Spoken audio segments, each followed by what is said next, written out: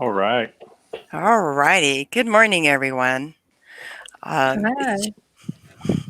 it's just me here again. I have Elam Zook. Say hi, Elam. Hello. I have Jodi with me as well. Say hi. And Hi. I also have Emma here. Emma is an ex-Jehovah's Witness who's been very active in providing visibility of issues that they have. Some of them are very similar to Amish issues, especially the shunning. I would like to give a disclaimer, like there may be abuse of all kinds discussed in today's session. They may be triggering or cause distress in you. But other than that, I guess we're talking about shunning today, huh? Mm. So, Emma, would you like to explain how shunning in Jehovah's Witnesses is very similar to Amish shunning? Okay. In the religion, they have this thing where if you get found out you've done something basically against the rules, you get called into what they call a judicial meeting, and depending on whether you decide to repent for that action or not, then determines what happens to you. If you don't repent, they then disfellowship you, which means that all your friends, family that are Jehovah's Witnesses can no longer speak to you. So you are completely shunned and treated like you are dead. And also, if witnesses are found out to be hanging around with you, if you're disfellowshipped, they can also get disfellowshipped too. So then they will also be shunned. So yeah, they just don't have nothing to do with you. My mum walks past me in the street like she don't know me. She's sat on a table in a restaurant next to me and completely not acknowledged that I was there. So you just totally cut off everything. So, kind of like, for example, this doll here is with the back turned and away from the table to kind of depict how, like, shunning really happens, where you're over there all by yourself, nobody else is there, like that? Yeah. Yeah. That's pretty similar, wouldn't you say, Elam and Jodi? Yeah, I think it is. It's almost identical, actually, Mhm. sadly. Now, do they have the same, like, do they also do, like, shunning for, like, sexual predators like the Amish do? If you get found out for being a sexual predator and you what they call repent, which is basically just say to the elders, I'm sorry, I'm not going to do it again, then they are actually allowed, it's in their official policies, they are allowed to remain in the congregation. So if they apologize, say sorry, no, they do not get shunned. And the bad thing as well is they don't 99.999% of the time they don't tell the other members of the congregation that that person is a child sex abuser. So you can have them in your home, you can let your kids sit next to them at the meetings, and nobody knows any difference. So no, they don't shun if they say sorry. Wow. That's incredibly, like, victim shaming and alienating and blaming. And they don't report them to the police either. So not only does this affect the Jehovah's Witness community, those people could be working in schools, nurseries, around other people's children as well, because if they don't tell the police, they're not going to have a record. So they can just go undetected. Wow. That is incredibly crazy. Mm-hmm. What do you think about that, Elam? I just wanted to talk a little bit about that these other groups that have higher educations and their faith is a little bit more intellectual are are almost more medieval about shunning than the Amish are. There's a sort of a vicious intent that comes out because our shunning as it's practiced, we're not people don't very explicitly not talk to us. That's not part of the shunning. They're allowed to talk to us. Um, and it seems like it seems like the more intellectual their faith becomes, the more sort of vicious this practice becomes. I'm not trying to minimize or defend old order shunning here in Lancaster, but it is an issue of where, excuse me, there's like with LGBTQ youth in the Amish community, there's almost no recognition that those people exist, and so there's less focus. There's less, but in these groups that sort of are on the periphery of the old order, where their faith is a little bit more intellectually sort of defined, they start going after youth and ostracizing them before the youth even hardly know what the heck's going on, and it's just barbaric is what it is. That's the truth. What do you think, Jodi? Sorry, I was having audio issues. What was the question? What do you think about like how similar the Jehovah's Witness type of shunning is, their disfellowshipping is to Amish shunning? I think it seems pretty similar to my community that I grew up in, but on certain points it is. But the shunning is left up to the families and not necessarily the community. But the community can go after the people who are shunned. It's a combobulated mess where I come from. See, and in my community, the church, the ministry makes the decision, that they made the decision to shun people, and then everybody is required to abide by that.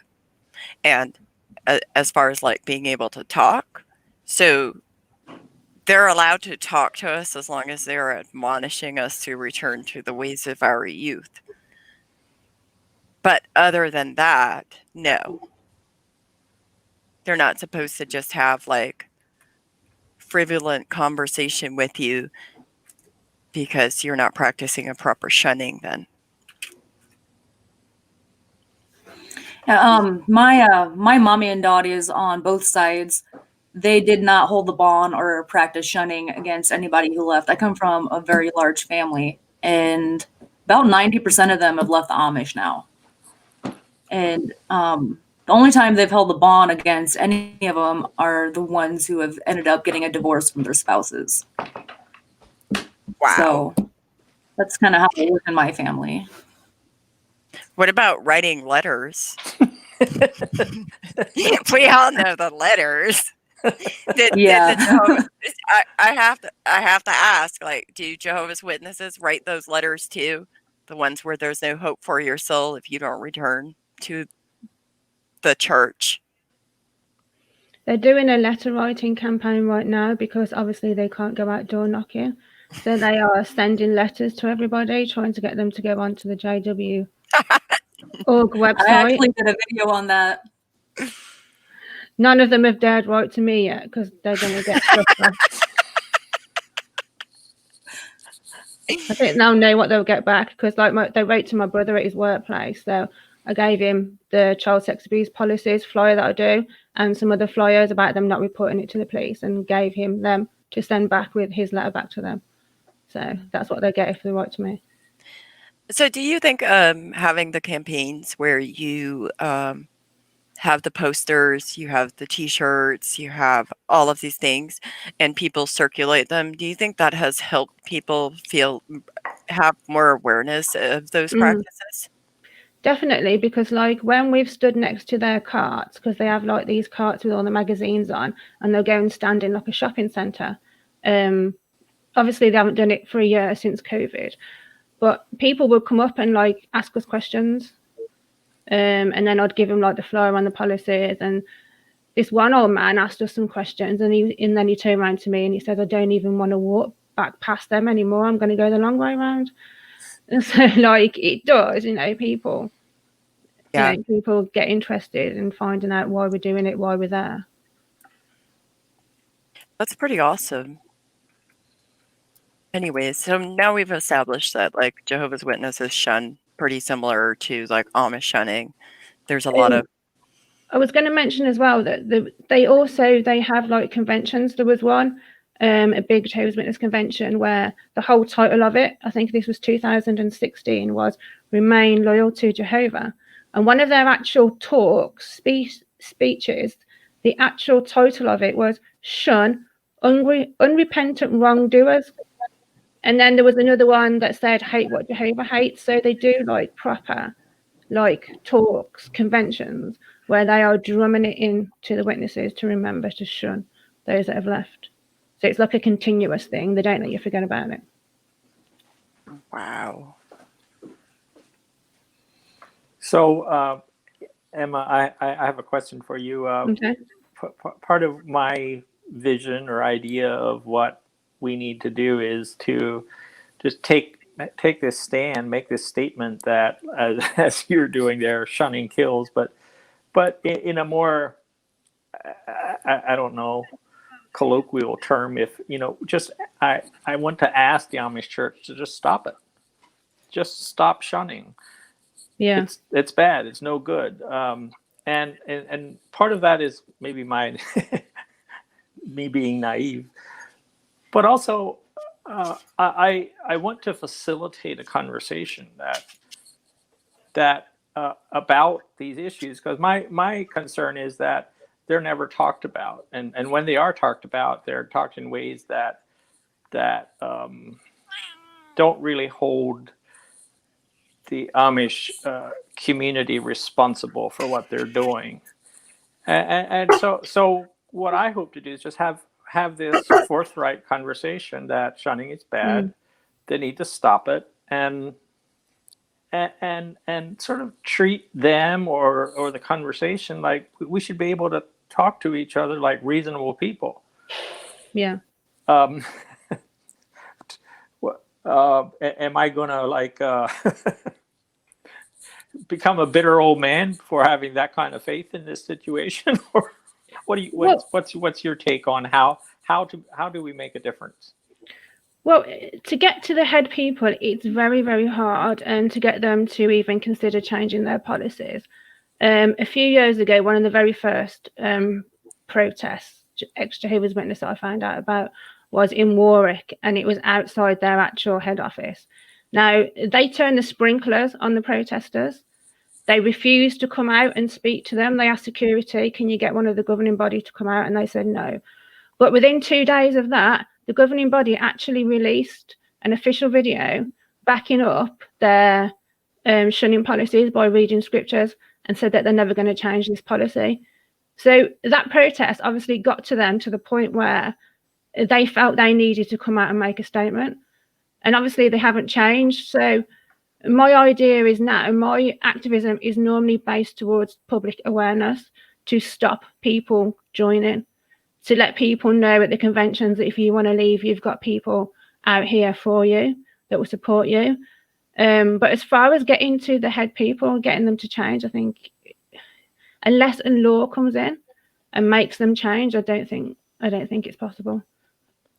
What about social, like getting the population to react to this, like social awareness? Is there any sort of impetus in the larger community to I don't know what,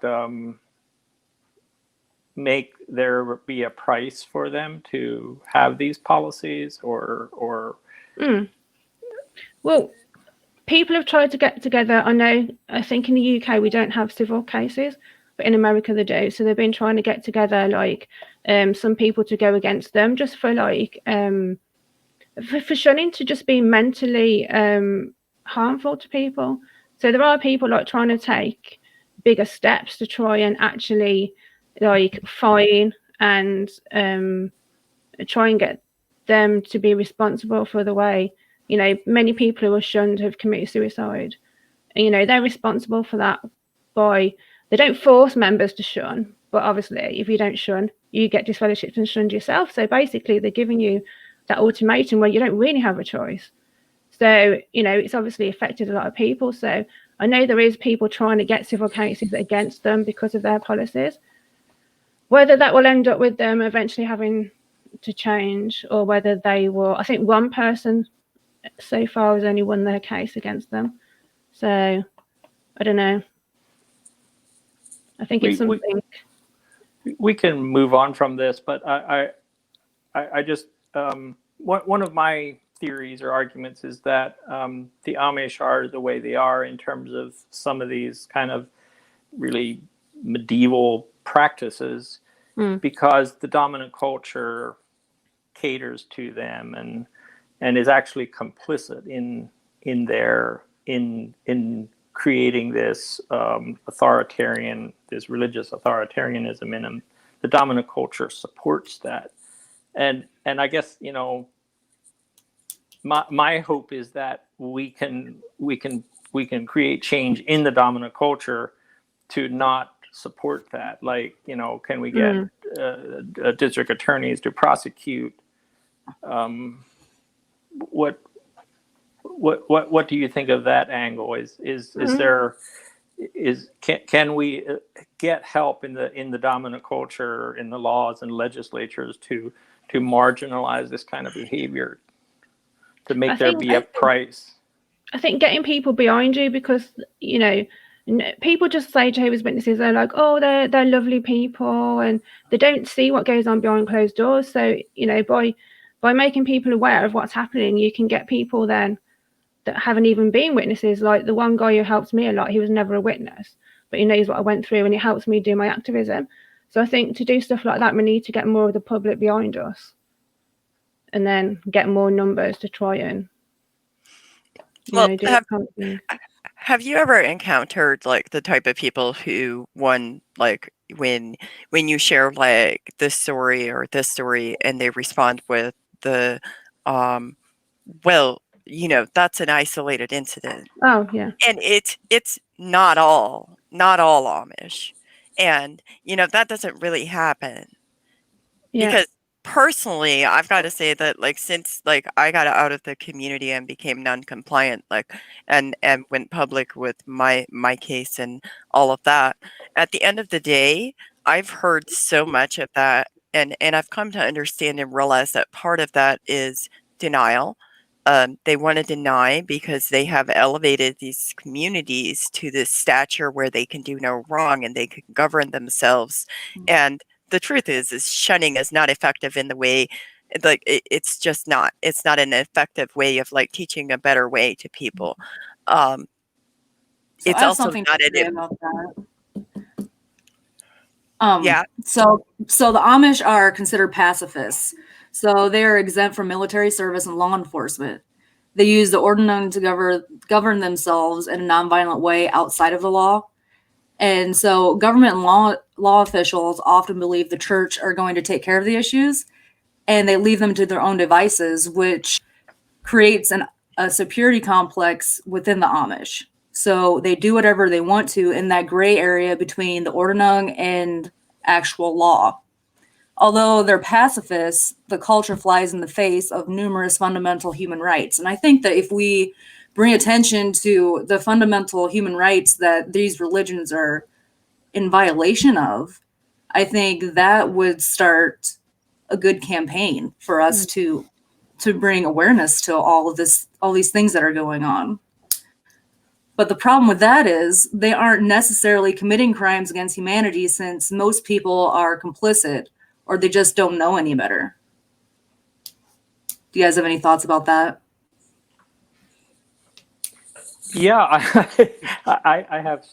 I was at the Elizabethtown College for the Amish conference, and I'll try to make this brief. But an official of a hospital, one of the top people at a hospital, was there to quote unquote learn how to better serve Amish communities, and talked about how their Amish community was starting to use their mental health services. And of course, everybody wanted to know, what did you do? And she ended up describing that, they had a sexual predator. And then she goes on talking about her program, and the audience was just like, what did they do? and the person, the narrator, basically said that they took this predator to Mexico and had them snipped, and she didn't want to say the word, and the audience members were finally saying, we know what you mean, you don't have to say it. But what this was a room full of required reporters. You know, all the almost everybody there was a mandatory reporter, and yet nobody tapped into the idea that what was described was that they adjudicated, the Amish community adjudicated this without a charge, without a conviction. They extrajudicially castrated a human being, and nobody in that freaking room blinked an eye. They just kept on talking about, other stuff. And I don't want to try to evoke sympathy for a sexual predator, but this person wasn't. Who knows that the actual predator wasn't the bishop, and this was a mentally sort of challenged person in the community, and he let him take the fall for it. Just a scapegoat.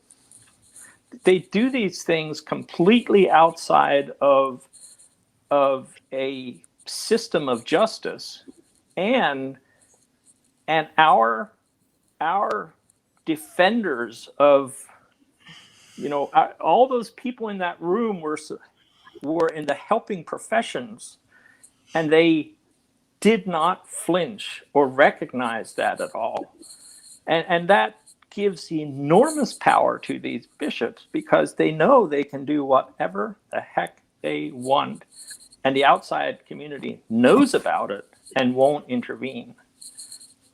And that is a power that should not be in the hands of just normal constituents.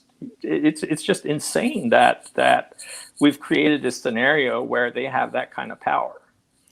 Well, and not only that, but it also it doesn't.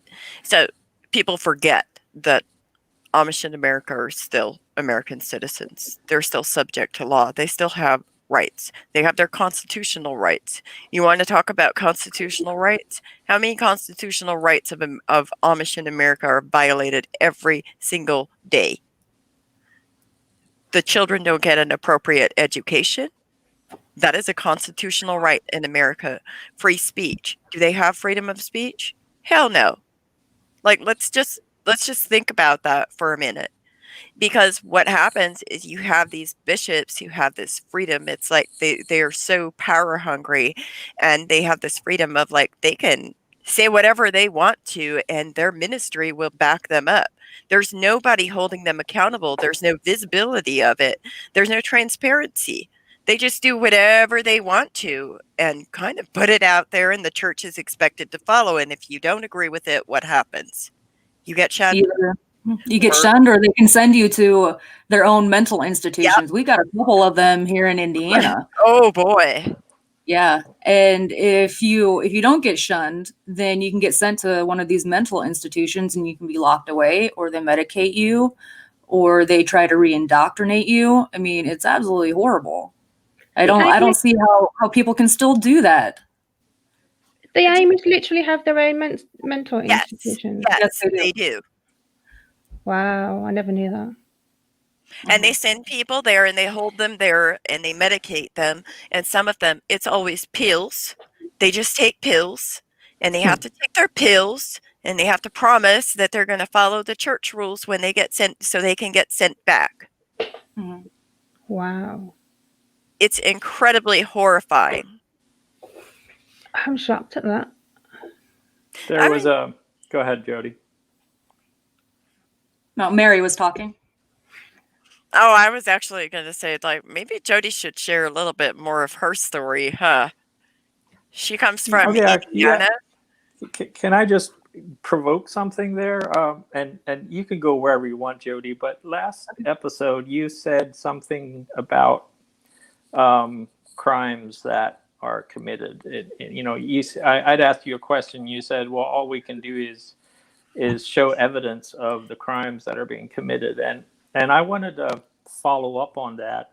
Do you have evidence of crimes being committed? Because we're all ears. Oh, definitely. I have a whole page here. She has a list. She came with the receipts. She was prepared. Of stuff that happens here in Indiana.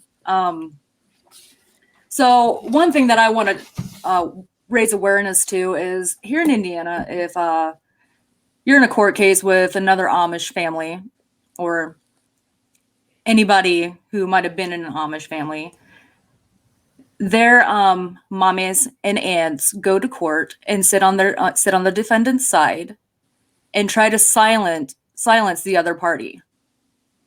And it's absolutely disgusting. This actually happened to me in an adoption case, and it made the adoption case go on for 3 years because the Amish kept on coming and sitting on the defendant's side, and the defendant was definitely in the wrong. But anyways, so things that go on here in Indiana, as long as you have money and status in the Amish community, you can buy off the prosecutors and law enforcement. There are Amish guys, like actual Amish, not people that are in Rumspringa, who are drug dealing, they're manufacturing, they're in possession of drugs. We have buggies being pulled over because of drunk driving and buggies or having drug possession in a buggy. There's sexual abuse, harassment, incest, intimidation. A couple weeks ago, we had a guy arrested for bestiality. And I'm not sure what came of that. I didn't do a follow-up. But the cops actually caught him at his home doing this. And as long as you have status, you can pay off the law enforcement. It's disgusting. It's all about money. I would really love to see an investigative reporter delve into that, because we already know there's no question that the legal system does not really engage Amish issues. There's this deference that, well, you guys can handle your own thing, and the end result of that is this sort of crazy debauchery, and I would love to have that examined. Put somebody in depth into that community and report on those issues. So just for instance, I had the audacity to stand up to somebody, and they were doing illegal things, and it affected my life. And I was denied job promotions. I was denied jobs because of the lies that were spread about me. My business failed because of viral gossip at coffee breaks. I had to move out of my home I worked my ass off for because of harassment and death threats, just because I stood up to an Amish guy, somebody from an Amish family. And there was no one there to help me. My family couldn't help me. There's nothing that they could do. They just had to sit there and witness this because they had no power to help me. And the Amish can be just absolutely cruel and ruin your life in a blink of an eye. And so I battled with anxiety and depression and PTSD for 10 years because of all the bullcrap that I went through just for having a voice. Well, you were a woman. You're not supposed to be able to express yourself or have a voice or be a person or have any basic human rights because you are literally no better than a slave as an Amish woman. Exactly. And for all those people who say that Amish women have a voice and they rule the house, that's not exactly true. And the thing about that is it can vary widely among communities how like people are treated, all their different things. But at the end of the day, so Elam's from Lancaster, Jodi's from Indiana, I'm from Wisconsin, and I did live in Western Pennsylvania as well. And in all of those communities, like I know that there's problems with very similar problems to what Jodi was talking about with the incest, sexual crimes, bestiality.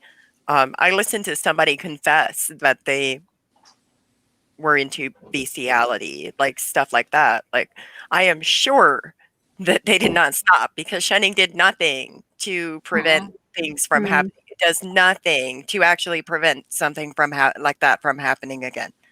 And that's part of the problem is there's no solution. They don't have the tools. All the tools they have is shunning. That's all they've ever learned, and they've never evolved past that. Can someone explain for the non-ex-Amish what the plain community is, what plain people means? So I've had a few comments that have mentioned that. Plain people are people who are Anabaptists in nature. So like Mennonites, Amish, there's all kinds of New Order Amish, Beachy Amish, Schwarzentroober Amish, Troyer Amish, like Lancaster Amish, Holmes County, Ohio Amish, Indiana Amish, Hutterites, anybody with they practice a plain lifestyle, generally with Anabaptist background. They split off from the Catholic Church way back when and started their own communities and then branched off in like 50 different things because they all disagreed on the level of conservativeness that they have to have. Right, Elam? Yeah. It's to just say Amish is too narrow of a term, and some of these communities are not Amish at all, and there's a fairly wide range of communities who practice varying levels of plain dress is what it sort of originates from. And so plain communities is just sort of a catch-all term for these communities that are generally what's the term? They're they're isolationist, and there's these strict rules, and you're kind of trapped in them, and there's a very broad spectrum of them, and it's a really poor descriptor to refer to them as Amish. So we try to we try to use the plain community term because it's more accurate and addresses these issues. I identify it as any group that has a fetish for religious freedom that fits into this sort of category, and almost all plain communities have a fetish for religious freedom, and so is that helpful? Mm-hmm.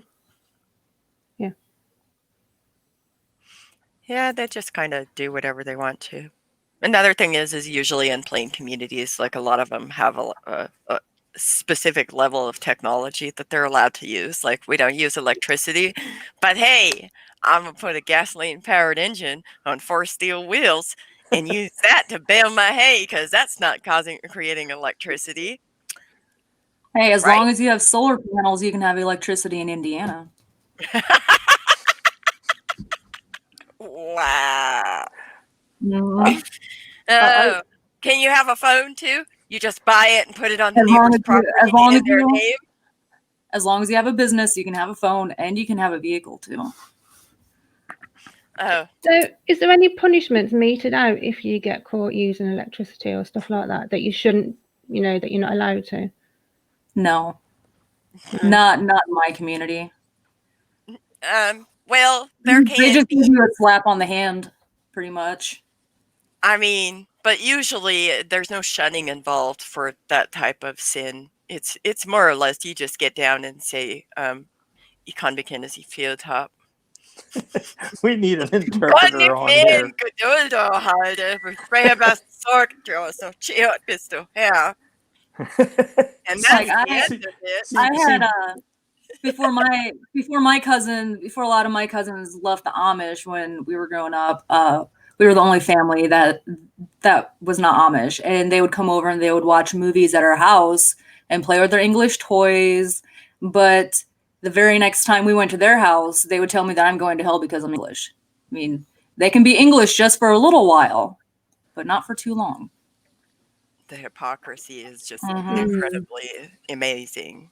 See, in my community, like the community bought a damn phone, put it on the neighbor's property in a little shack that they built, put it in the Yeah. neighbor's name, and then paid the bill for the phone. But they don't Mhm. own phones. What gives? Mm.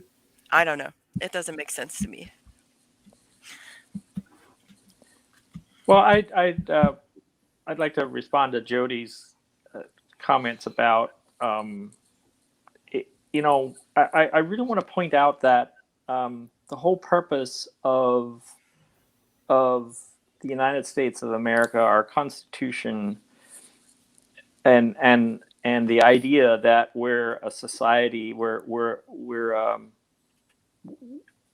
a society. We have the rule of law, Mhm. and what Jodi is describing is that there's all these other factors of how people decide their affairs, and it just becomes sort of tribe mentality.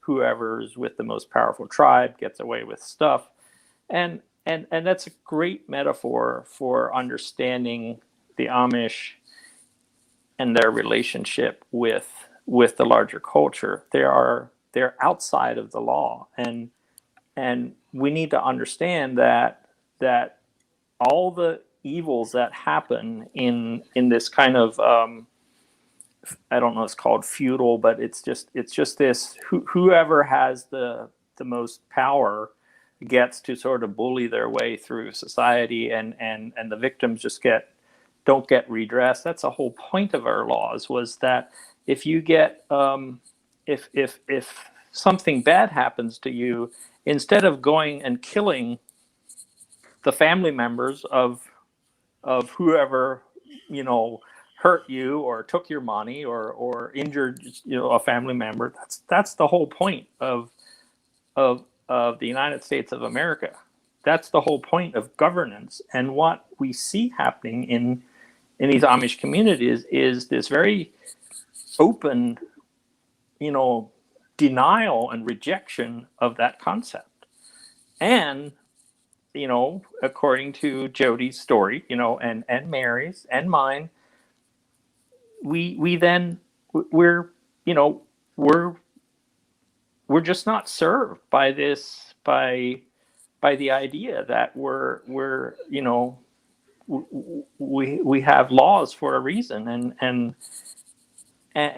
and we're injured because of that, you know, because we are part of this group that thinks the law doesn't apply to them, and that's what I want to fight for, is to tell the world that this is not working. This experiment with religious freedom is not working.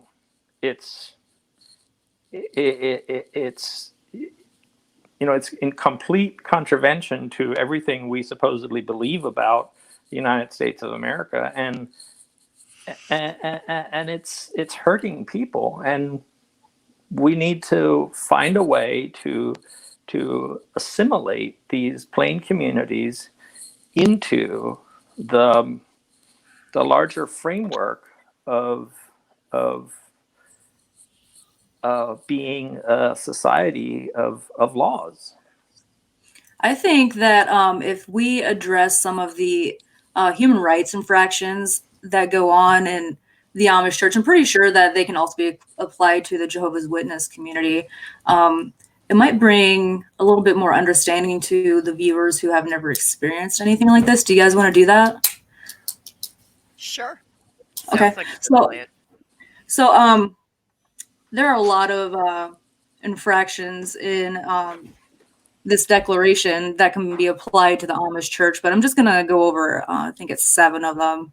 Of the 7, there are 4 related to shunning.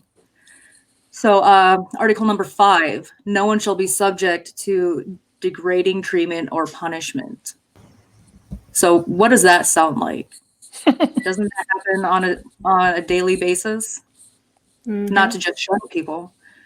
Let's see, article number 9, no one shall be subjected to arbitrary exile. It's the basic human right not to be exiled from your community.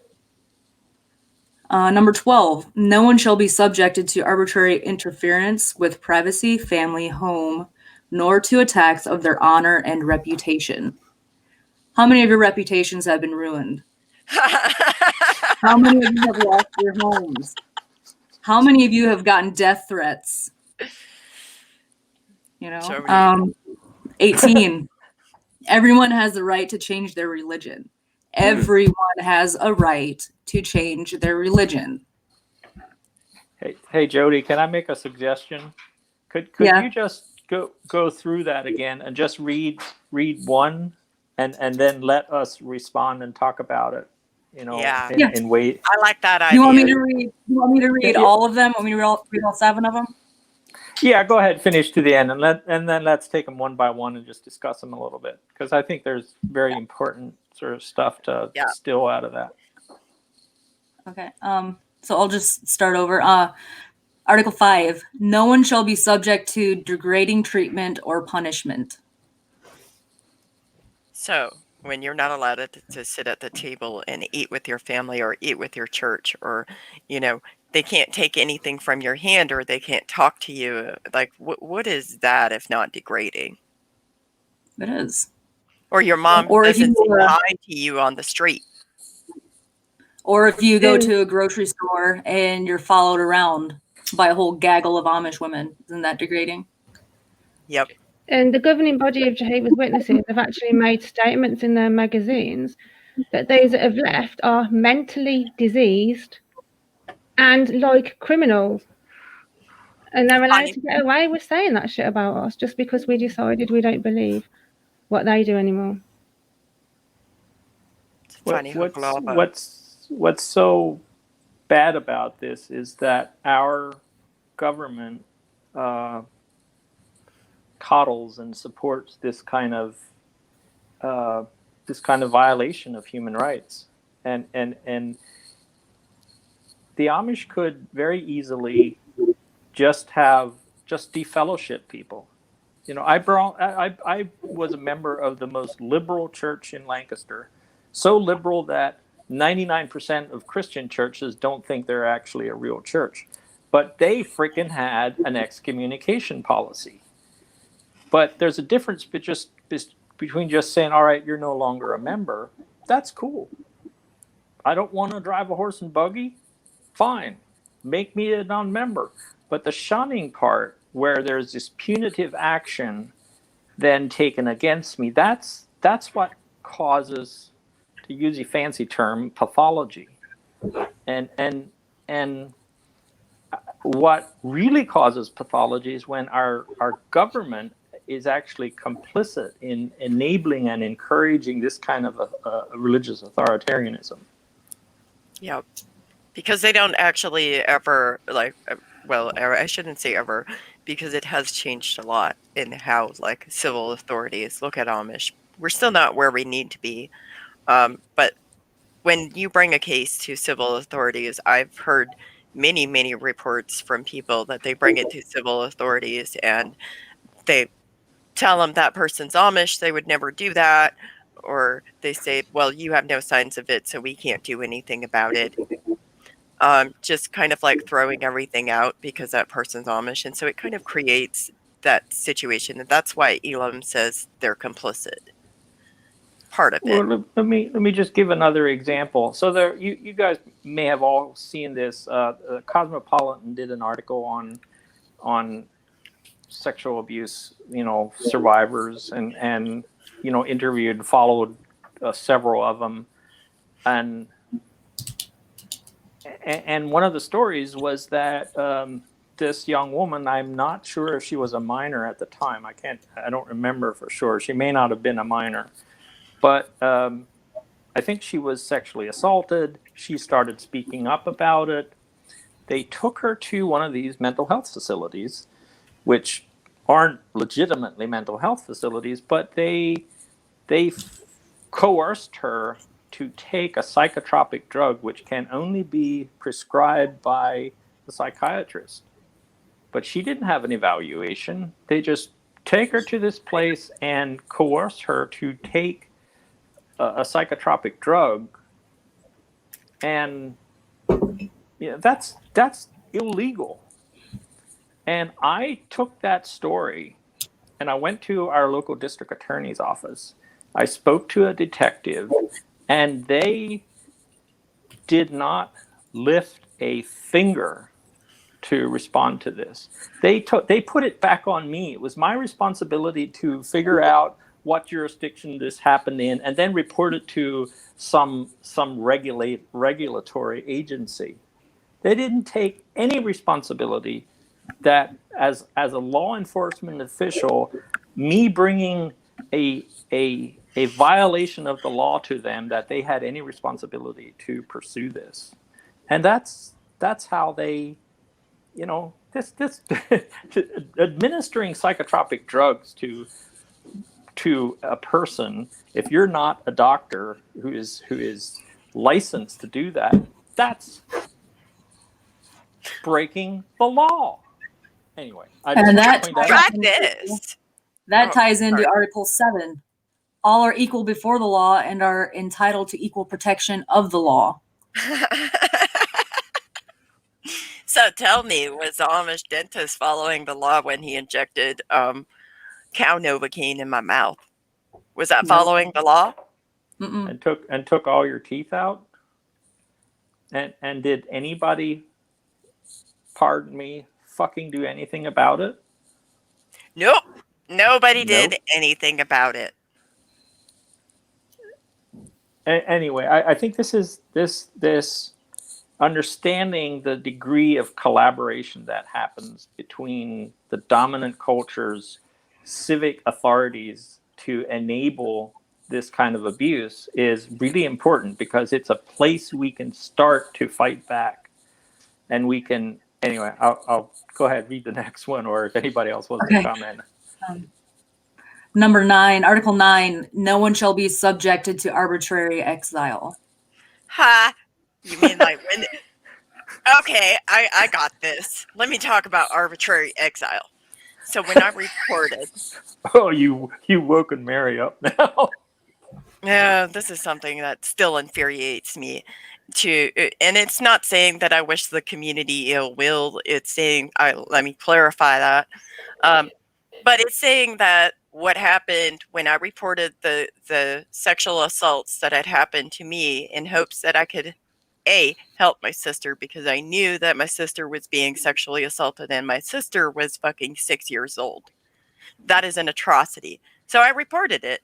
First off, I wrote a letter to the ministry that I put in the minister's mailbox the day I drove away from the community, and they did nothing. Absolutely nothing. Second off, when I drove away, I went and stayed with a lady who had driven around some Amish people, and they had her phone number. They called her so often that we had to call the sheriff's department and have them go out there and tell them not to call. And a month later, I answered the phone, and it was my rapist. And then when I got off the phone with my rapist, I called the sheriff's department and said I would like to report a crime. I reported it. There was a full investigation done. They arrested them. And then the church decided to shun them and me. By the way, that's when I got shunned. When we went through the court cases, there were 4 busloads of Amish people who sat there and cried and testified for this predator. Mm-hmm. And the Judge Rossborough, even said, I have to ask myself, how many of you have actually cried for Mary? Where is your, they didn't. And when I walked out of that courtroom, my freaking cousin and his little friend, the bestiality confessor, walk up to my car, and literally I got in my car, went to close the door, and they had the door open and I couldn't close my door. I was escorted to my freaking car. So, how is that not exile? Mm. And like when I left, I got to about 18, 19, and I didn't really want to be in the religion anymore. So I stopped going to a lot of the meetings. I stopped going door knocking and that kind of stuff. And then at 21, I turned around to my mum and stepdad, who was an elder. And I just said, I don't want to go to the meetings anymore. And they said to me, well, you've got 8 weeks to move out of the house. I was like, okay. I was working part-time only because they said I needed to be knocking doors the other time. So I had no financial backing. My nan worked for a loan company that was very, very high interest. So I had to borrow money off her to try and get money to move out, get a bond.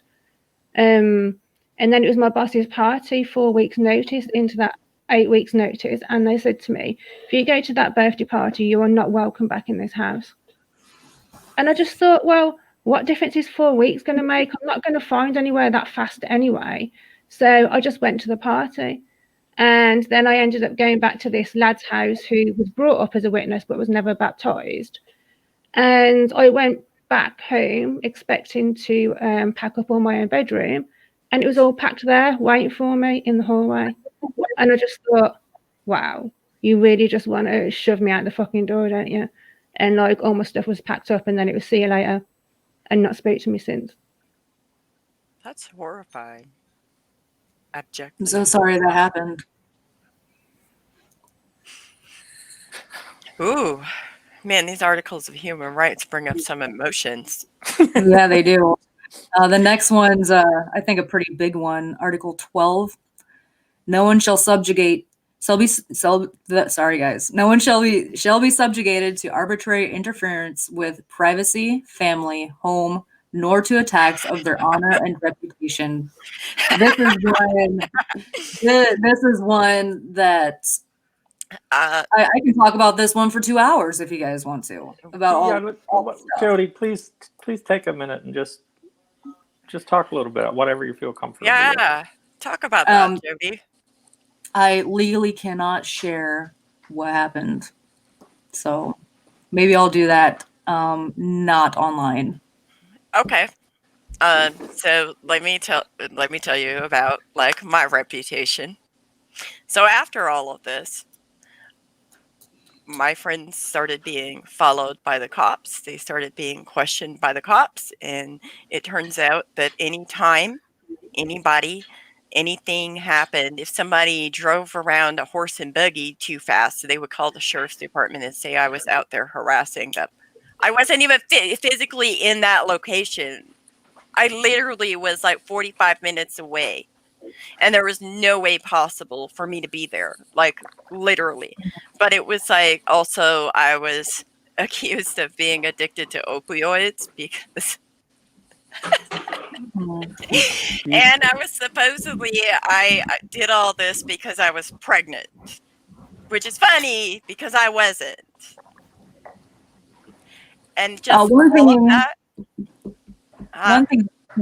that I can share is about my business failing because of gossip. I used to be a massage therapist, and about 80% of my clients were Amish. And as soon as I stopped adhering to what they wanted, they started gossiping.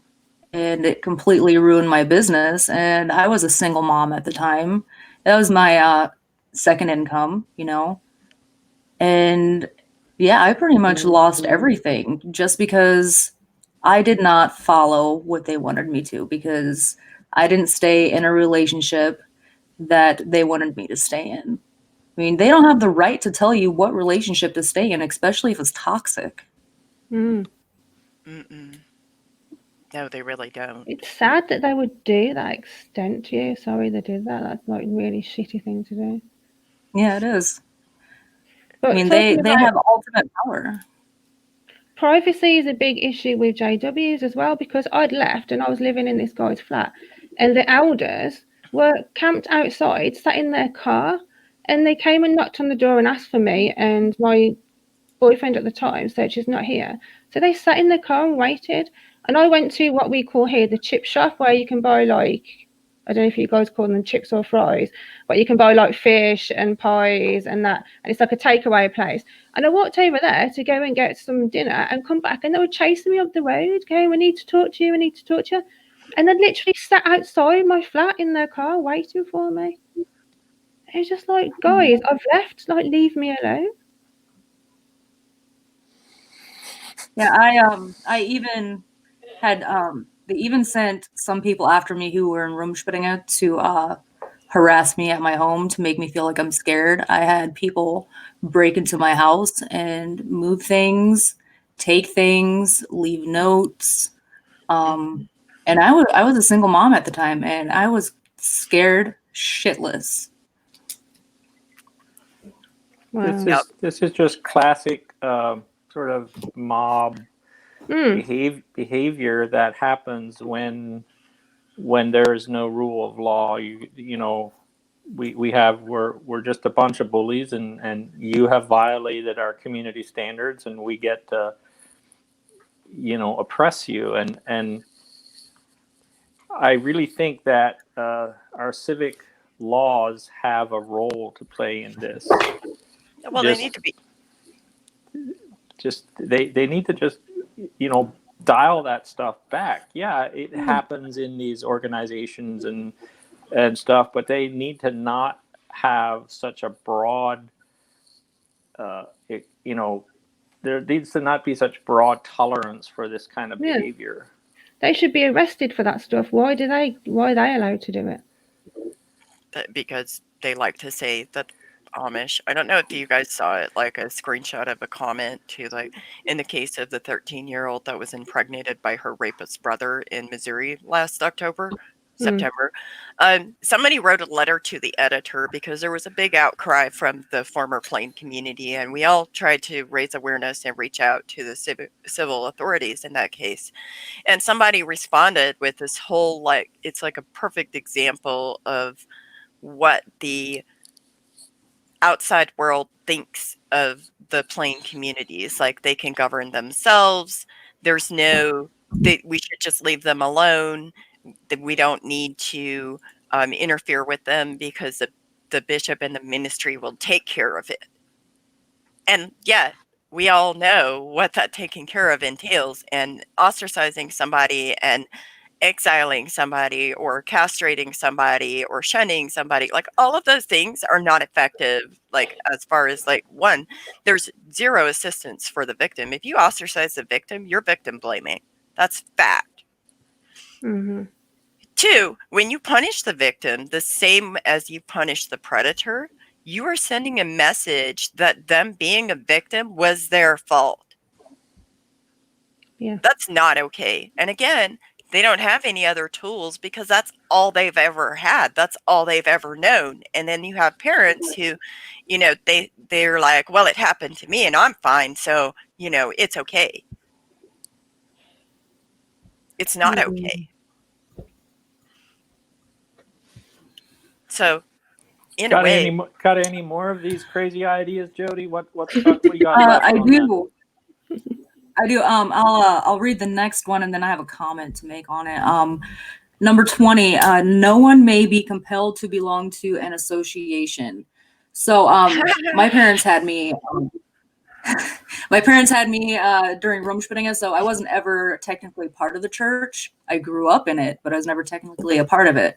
And I had Amish ladies that would come up to me and tell me, "Oh, you're going to make such a pretty little Amish wife. We can't wait until you grow up."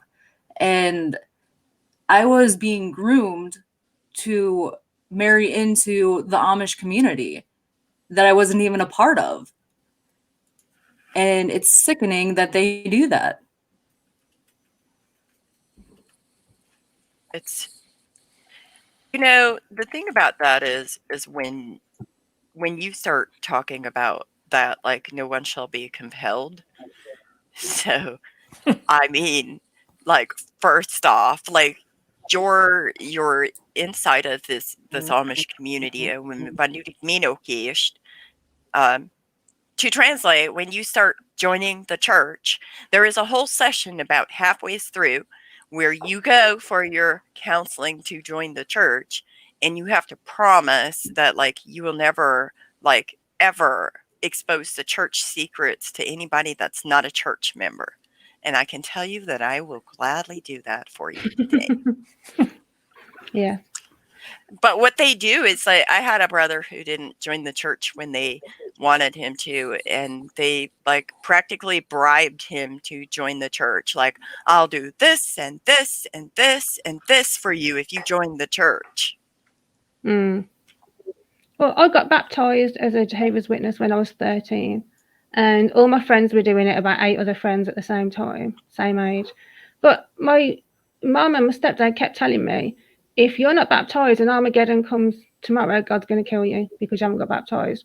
So what's a 13-year-old going to do? You're going to get baptized. It's just like, it's such like they use so many fear tactics. So they say you had a choice. I was 13. You scared the shit out of me. That's not giving me a choice. My mom, she is now in her 50s, and my grandpa is still after her to join church. Still after her. Du har det oförbra med mig. And du tar slevenet vat and you have a 7 you net me och ist. That's so harsh. And Es ist kein Hoffnung, es ist nicht Helgeist. Some you guys need to translate, please. I know what you're saying. But Emma might not know. But it doesn't sound good. So I love her. My grandpa always reminds my mom that she's an oath breaker and there's no hope for her salvation if she doesn't join the church. And my mom is a Spitfire, and she pretty much just tells him to F off. She's like, I don't care if I'm going to hell. Yeah. Pretty much. There was another part in there where the translation is that you're never going to amount to anything. Yeah, you're never going to amount to anything. Yeah. And you know, that's prophecy when he says that, when they have the power to ruin your business, where if you're the good little person, yeah, they'll patronize your business, but boy, you step out of line, whoosh, that's all gone. And if we want to be a society of that doesn't turn into this sort of savage, you know, retaliation spiral that never stops, there's plenty of scenarios in history of how this works. We have to have a little bit more, I don't even know what, but there has to be some equality and justice in our civic space. And what is being described here is a total lack of it. These religious authoritarians are just a bunch of, to use a term that some people understand, they're just a bunch of mullahs. They're just bullies in religious garb, and we can't have a healthy society. We can't have justice. We can't have effective responses to these crimes if these bullies get to walk around as you know, anointed figures in their community. And yet that's the situation we have. These people get to do this crap, and their victims are, you know, scattered to the wind, and the general viewpoint of the population is that, oh, the Amish are great, you know, aren't they wonderful? They make great furniture, and nobody's allowed to speak negatively of them. The newspapers won't run, you know, hard-hitting critiques of Amish issues. The academics like Donald Crable won't accurately study the pathologies that are inherently a part of Amish life, and so everybody just thinks they're wonderful. And in the meantime, these situations just fester and flourish, and that's what we're trying to push back on. We need a way for our community to be healthier, to evolve and protect children and sorry, I'll stop.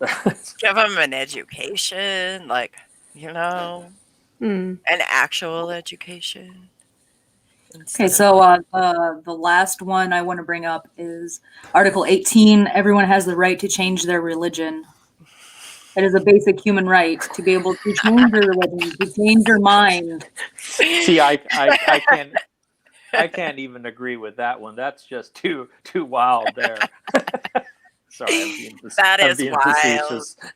That is crazy. Who knew that people could change their religion? Mm-hmm. Or that they had a right to.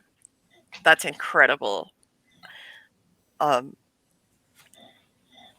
it just astounds me that they actually had to make a law to bring awareness that it is okay to change your religion. That you're not allowed to be persecuted for changing your religion. They actually had to go to a convention and draft up this law because there's so many religions out there that persecute people for leaving. And I'm pretty sure the persecution in other religions might be even worse than what goes on in the Amish and Jehovah's Witness communities. Are we going over time here? Like yeah, we're Amish preacher? Yep. That's exactly what we're doing. Die is nog een keer, moest je nog toe blijven. Maar hij had net nog fatty. So nog